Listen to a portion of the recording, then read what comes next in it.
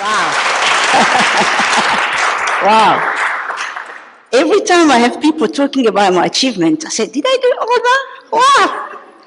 And I have a feeling I still have a long way to go to see the change I want to see in our society. But I achieved all of that? Wow. Apparently, yes. I would like to thank Nesri from the bottom of my heart. I met Nesri and any other Turkish delegate here in 2017 in Glasgow about women who surviving difficult situation in refugees, with refugees background. And that group of people came from Turkey. They amazed me the way they were dedicated to help. Because at that period, Turkey was the country who were receiving the Syrian refugees in massive numbers. And like I'm always not afraid of doing anything, I travel to Turkey. And I get to Eskişehir, and I visited these women, the Syrian and Iraqi women surviving domestic violence in these places. I've learned the other side of the stories of people of different color, different belief, and different way of living, the way they survive their ordeal.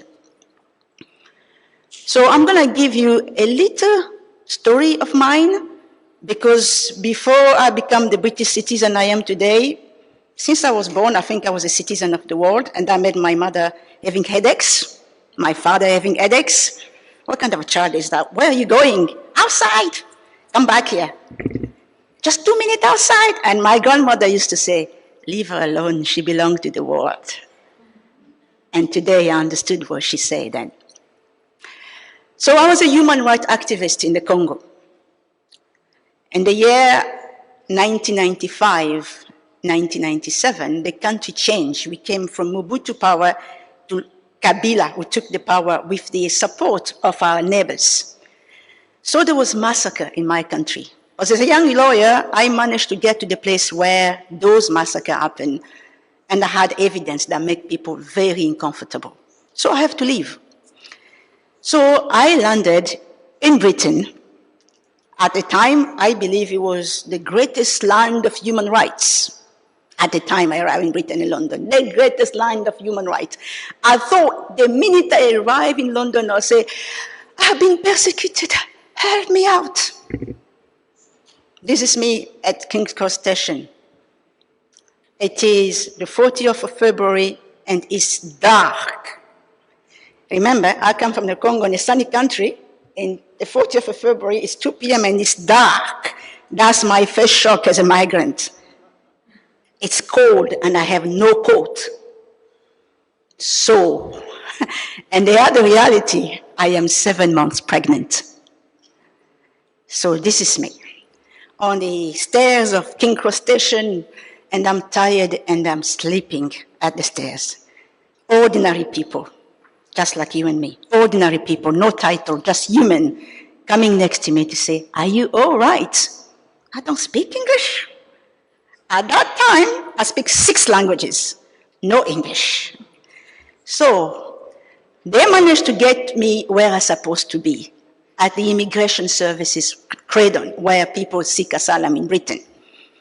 But the journey before, are you all right, until the place I arrived, it was 3 days with no food, no water. This is a 7 months pregnant woman with no food, no water. And when I arrived at immigrations, it was around 4 o'clock in the morning, and the police officer who left me there, and when I look back, I think this police officer was very kind, because he could have just taken me to prison straight away, but he took me to where I'm supposed to tell my story so they can take care of me. There, the early morning, another police team comes and asking, European citizen, this side, European citizen, this side, asylum, this side. The first time in my life I heard the word asylum, because I know refugee define who I am. Asylum, I don't know what is it. Asylum this way, asylum, asylum. And then the police officer comes and says, are you a refugee? And I say, yes, up, up, up. Then she said, God, you pregnant? And I said, yes. And then she then takes me to the entrance of Credon. The place has 6 levels of stairs, and only people who works in the building can use the elevator. Anybody else use the stairs. So this is a woman that has not been eating for 3 days, and she will use the stairs, 6 levels, to get to the top. So I did that, but on the stairs, I couldn't realize what was happening to me, so I started crying. I was crying until I get to the door when one immigration officer came and grabbed me inside. And she said, are you from Congo? And I said, yes. Where's your passport? I said, I don't have any. So why are you here? And I said, I am a refugee. I need to tell you my story. So then the interrogation started, 10 hours. We started at 9 o'clock. We finished at 7 in the evening. Every single details of my story. How did I manage to get to the UK without a passport? That was the questioning. It was not to know what did your country did to you, how did you survive, nothing. But at the end of the interview, this is me doing this. So that the immigration officer realized something is wrong with this woman. And then they guessed to realize this is a pregnant woman, has not been eating or drinking for days. So the ambulance took me to an hospital where I was taken care of. So I'm going to fast forward to the day I arrived to the city where I'm supposed to settle. And that city, I arrived on Thursday before the bank holiday. So the bank holiday is 3 days of holiday on Thursday, Friday, Sunday, Saturday, and Monday. And I've been brought into a house where there is no light, there is no electricity. And the guy who actually welcomed me was a very kind young man. He says to me, Deborah, sit right there. I'm going to run inside there, get you something to eat, and I'll bring you into your room and you stay there. But on Sunday morning, when the time was, it was Easter morning, and I said, perhaps I should go and thank God for my ordeal because I'm still alive and because my baby girl is okay. This is me walking in that small village and where people maybe never see a black person. And you see people coming from their room looking up. It's a black person. Black person. And the little boy came to me and said, where are you going? Surely the parents sent him in. I mean, I'm going to church. Pray. Oh, church, right there. And I walked to that church, it's too late. The church is finished because the time has changed. In Africa, we don't change time. The time stays the same. And the time changes. And the people at the center welcomed me. Did you check your watch? Watch? I have no watch.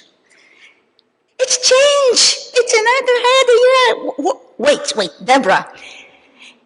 John is the one who looks after refugees here.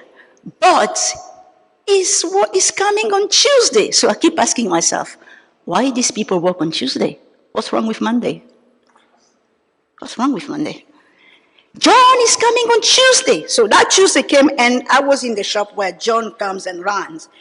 Welcome to England, welcome to England. This is England. There's Scotland. Oh. Okay, John, I need to finish this immigration matter. But until we get Sophie's born, until we get home, the immigration wrote to me to say, you'll be deported back to DRC. Because at the time I arrived, I didn't bring any evidence with me saying what I have been saying. So there was some political involvement, heavy political involvement on my case. And my case was settled. I was granted refugee status in Britain. The new life as a refugee was the most difficult one. Because the way the system is built in the UK, if you are not born in the UK, if you are not fluently speaking English, and if you are not someone who have been studying in the UK, there is no place for you in the British society. To get to a place where you use your capacity and skills for your community, it's almost impossible in the current British society. So what the British want you to see is, Only speak English here. That's the first thing. Only speak English here. Secondly, if you are a refugee, you need to apply to become a citizen of the country. Once you become a citizen, then you have to integrate. The integration on the elite of the British is to renounce who you are. This is where they were wrong, because I cannot do that. That will never work with me. So we started, refugees. I started first put an application to return to university to study, because I was born in a Francophone country, not in a Commonwealth country. My application for education was refused. First of all, because I was educated in the Congo. Okay? Then I said, okay, I almost have an exceptional career as a young lawyer. Why not applying to the law and to requalify as a lawyer? And the response came, you cannot work in the UK as a lawyer unless you return to university and start everything from the beginning. What? This is 7 years of my life just gone like this? But you know, they made a little mistake in their letters. They write a very little phrase, however, your education qualification is considered as a higher diploma in international law in Scotland. I said, Scotland? Why Scotland? No, let me check that. Scotland. I learned about Robert the Bruce. I learned about William Wallace. I learned about Catholic and Protestant not getting along. I learned about the hatred between the English and the Scots. I said, they're no different than us, really? We're similar. Come on. So this is me, an application to the Law Society of Scotland. 4 weeks later, I am admitted. But one condition, you cannot live in England. You must move to Scotland and stay in Scotland for the next 5 years. Fine with me. This is me again. At that time, I realized with everything I've been through, now that I am officially a migrant in this country, nothing can stop me to find dignity. My trip to Scotland was about dignity, because I refuse to be lower to something just because I was not born in Britain or just because my skin color is too brown. So this is me, packing everything, putting the children in my car, eyeing a van. So we are crossing between England and Scotland. There is this banner saying, "Welcome to Scotland, the land of the brave." So I said to the driver, stop, stop, stop, stop, stop. Get out of my door. And my daughter asked, "Mom, what's he saying there?" He said, "Welcome to Scotland, the land of the brave. I'm one of them. Let's go." So we cross. The minute I arrive in Scotland, I face what we call the barrier to the difficulty, the cause of barrier and cultural differences. One of the first barriers I had in Scotland was the language. Although I was speaking English, but my accent did not welcome me in Scotland. It wasn't good English enough. The second one, it was stereotyping and prejudice. And the thing is, for every woman I met in Scotland, it was already admitted that I am uneducated, so I've never been to school. For every single woman I was saying, "Listen, we have a job there to clean the toilet. If you want, you can come just straight away." So why are you telling me this? Because the stereotyping is she's a black woman, she has no education. And then there was another thing, is the behavior and the belief. The behavior of many people I had in Scotland was, because I came alone with the children, and some of them were right. I was a woman who was surviving domestic violence, but it was, oh, she survived domestic violence because she's an idiot. Not because I'm a fighter, but because I'm an idiot. So that was one of the things they were always putting in my face like this, boom, because she's an idiot. And it was us against them. you know, you come here in Scotland, but we have our problems already. We have the English there. Can you be in our side? Where do you live? I live in Edinburgh. No, no, no, you need to go to Glasgow. You need to go to Glasgow because this is the resistance to the English. So you see someone come to a new place to start a new life, a new migrant. Your priority is not to make your life easier in order to integrate for peace, but your priority is to take that person in your side and to take your position, to continue the thing. It's everywhere. And conflict in values. You know, you have parents, my children particularly, they were born in England and they're raised in Scotland. They've never been in Africa, but they have friends in Scotland who could have told them, these are the English, don't go to speak to them. And the children will come and say, Mom, they said they're English. I said, you are English, you were born in England. Why will you not speak to them? So you see people trying to look the conflicting values and to inculcate them on the children in such young age. So I was living with these realities. Now, as I arrived in Scotland, and I said, I need to go back to who I am. Since I'm starting my internship at the Law Society, I need to do my job as an advocate for peace, justice, and the champion of refugees. So I'm going to the Scottish Refugee Council. Hello, it's Debora Kayembe here. I need to tell you my story. Debora, we don't need any story today. Can you go, come back tomorrow? Thank you. But just tell the people here, I have a story to tell. 2 days later, they will call me back. Debora, tell your story. Okay, Debora, are you happy to give a speech at the Scottish Parliament for at CESIE University? Is that nice? Is that what I told you? Debora, we've never heard anything like this before. You need to tell that to Parliament if you have the courage to do that. Oh yeah, I'll do that. I'll tell Parliament. So on that day, Scottish Parliament had the first refugee, one of the most successful refugees in Parliament, talking about the condition of refugees in Scotland and how we need to move forward for a better world. The week after, the Royal Society of Edinburgh would contact me and to say, Debora, would you mind coming for an interview at the Royal Society of Edinburgh? We want to hear you. What you said last night shocked us. We want to hear you. We want to hear your story.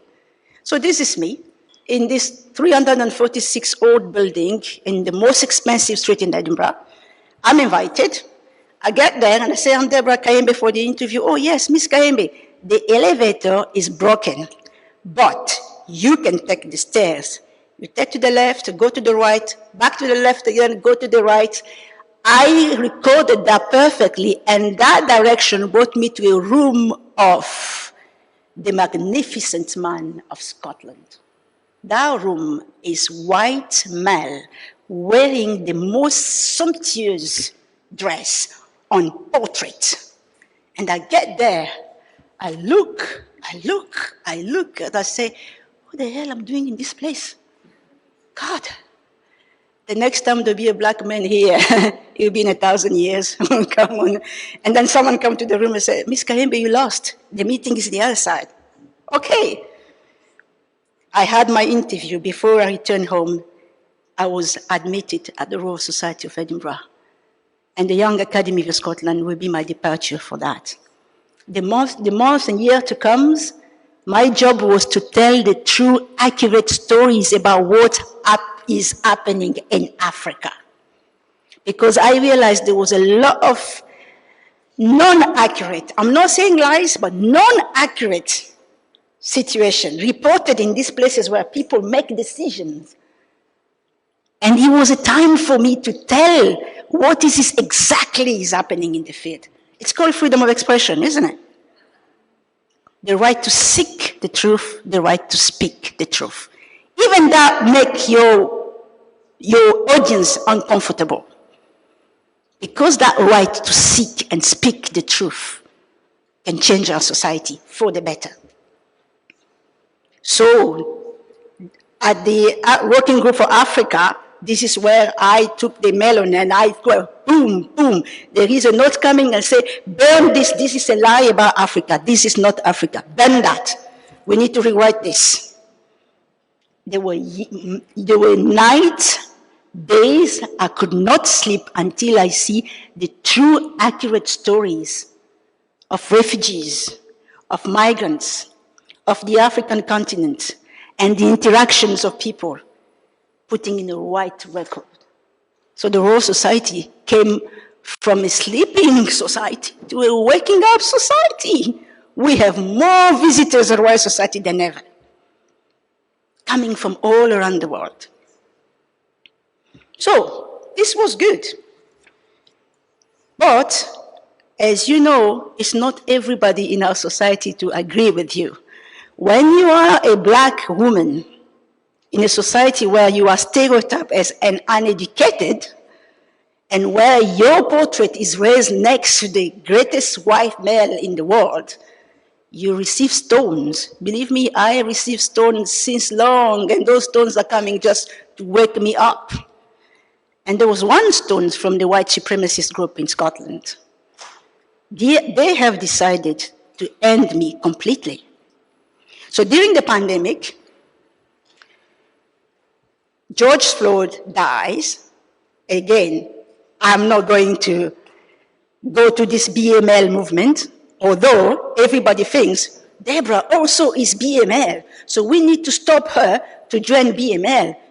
No, I am Debora Kayembe, the black woman who believes all men are created equal and they're supposed to be treated equally. That's it.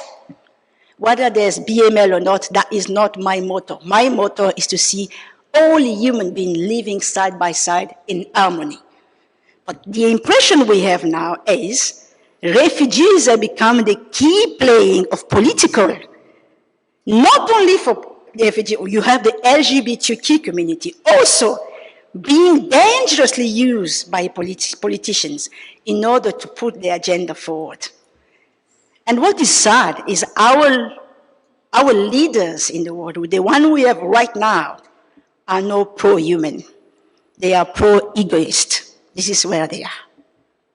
So that is the difficulty we have at the moment. So at the time I came forward with the Freedom War campaign in Scotland, it was after I survived an attempted murder with the white supremacists in Scotland. So, I mean, the whole country was shocked the way this plan was put together to have me killed.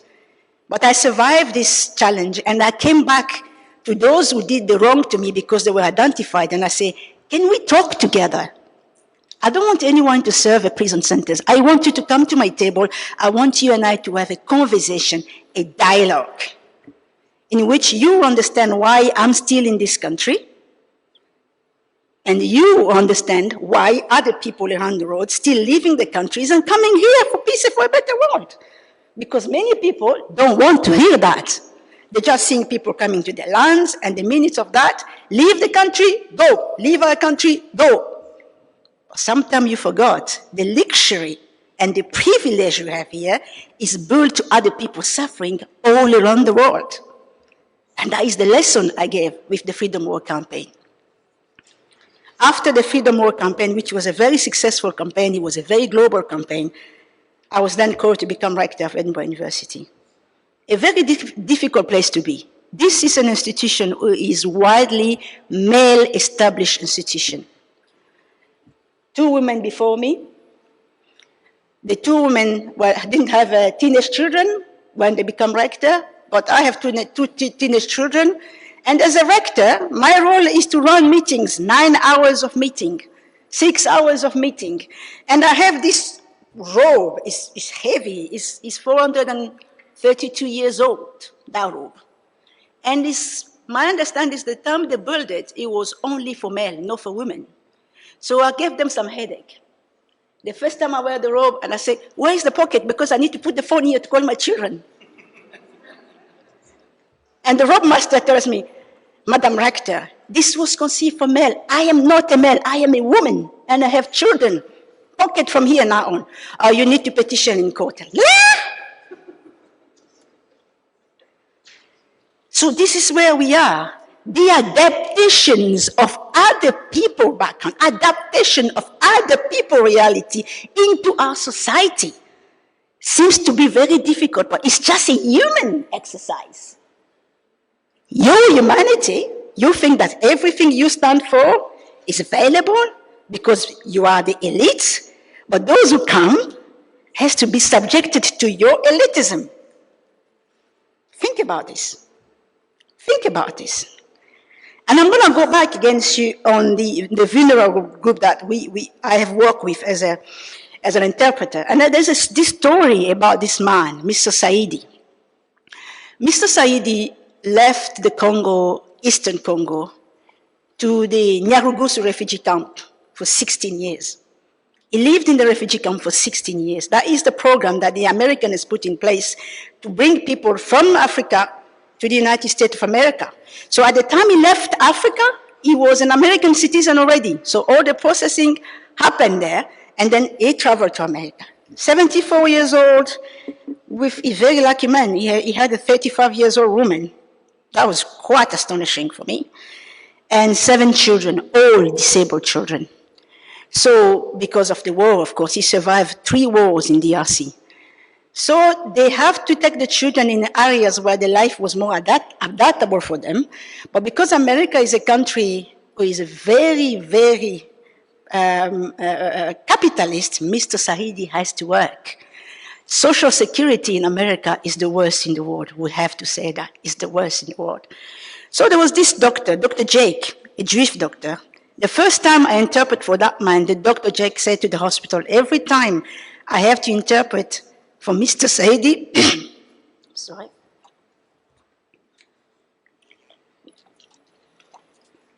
You have to ask Deborah to come on the phone to interpret for Mr. CESIE. Mr. CESIE has many problems. High blood pressure, diabetes, high cholesterol, all of it. But he did not have the education to understand how to take his medication.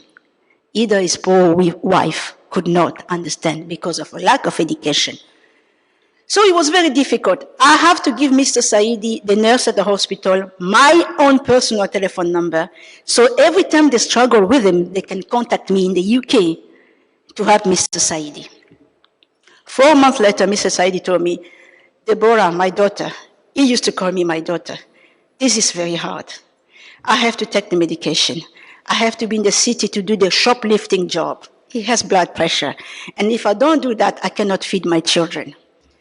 So I begin to contact the international agencies that help refugees around the world and trying to look at Mr. CESIE case, how we can help Mr. CESIE. 3 months later, Mr. CESIE disappeared. I didn't know where Mr. CESIE was taken. So this is 7 months after he arrived in America. Only 3 weeks later when my phone calls and it was Mrs. CESIE. And I said, Mama CESIE, is that you? How is Baba? How is Baba? And Mrs. CESIE said, Deborah, Mr. CESIE made sure that I told you that he was grateful for knowing you in his life. He passed away. Mr. CESIE died in America 7 months after spending 16 years in a refugee camp. If we don't tailor properly our research, how to help vulnerable people in the place of safety, everything we're doing it in vain. This case broke me completely. I could not understand. I told myself, when I contacted the human services in America and I told them about Mr. CESIE, did I have done something wrong there that made the situation worse? We, as scholars, we have the responsibility to fashion our societies. And we don't build our research on something that has already been done, has not been successful. You need to have the courage to go in the field and meet the people in the field to know what is the real problem they have. Otherwise, everything we're doing for nothing. The death of Mr. CESIE hurt me badly because that man, he could get to the phone and say, call my daughter Deborah. He never saw me. Call my daughter Deborah because every time she interprets, everything was fine. And there was another story. Emergency services. A woman was arrested and a man with a man, the police took them in emergency services just because they're black, I'm guessing it was that. And the nurse calls on the phone and said, Deborah, we have a male here, I think he's drunk. He's drunk, and I think I'm going to call the police to have him arrested. And I told him, did you ever call the police for a white man being drunk in an accident emergency? Why are you calling for the black person? And he said, oh, he looks like, I don't feel safe. Oh, okay. And then give me the person on the phone. What happened? Why are you in this state? I drank, I used the money of work, I drank, and my wife hit me. So the police went to the property for domestic disturbance because the wife hit the husband. They took the husband first to the hospital, and the wife was about to be arrested. And I said, listen to me. In my culture, in the Congo, a woman is allowed to slap her husband when he behaves as such. And he cannot be arrested for that. That is the culture. So you leave this matter to me, I'll fix that. And I called the woman on the phone and said, in this country, you don't hit anybody for any reason. You don't slap anybody for any reason. And she said, yes, but how are you going to pay the rent tomorrow? He drank. When you hit him, do you think you have the money back? You're not going to have the money back. But it's going to put you more in trouble. You need to learn to respect the law of the land that welcome you for peace, and then need to learn where you come from, what is acceptable in their culture or not. So that case was stopped there. And I had another case in the UK. The immigration rider came to a property to pick up a man who was called that he was destitute. And they did not find the man, they found the woman, the wife of the man who was pregnant. And they arrested the woman. And the woman was in prison. And I was the interpreter visiting that day. And I asked, why are you here and you're pregnant like this? And he said to me, no, they arrested my husband yesterday. And they put me here until my husband shows up. You know, I told the people in prison, I'm Debora Kayembe. The minute I walk here, the media will know about all this. And the woman left the place. So there is a lot of abuse of power when it comes to help vulnerable people in our society. And these are the things that we need to work more to understand how much protection we're giving to people that we are helping. It looks like I have 5 minutes to go. Yeah, 2 minutes. Now, I'm going to finish with my story, the story of my life. Tomorrow, after here, I am going to take a plane back to Edinburgh. I arrive in Edinburgh tonight. Tomorrow at 10 o'clock, I'm taking another plane to Belgium. I'm going to see my mama after 19 years of political asylum in the UK. She could not get a visa to come to the UK to be with me, but she got a Schengen visa. And she cannot wait to see me tomorrow. That's the life of vulnerable people, of refugees. My mother was not with me when I was in a difficult marriage, when I was beaten, broke my leg as domestic violence in the UK, when my children were almost taken away from me because I was alone. When my car was ambushed to get killed, my mother could not be with me. I went to the embassy, I asked, give my mother a visa so she can be by my side to support me. My mother was not there. Today, I am the rector of the third richest university in Britain. And that is not enough for my mother to get a visa to come to Britain. This is how they treat refugees. No matter how you go in a society, they look at you, they look the refugee you are, and doesn't represent anything for. But I am so damn happy tomorrow I will see her. Thank you very much.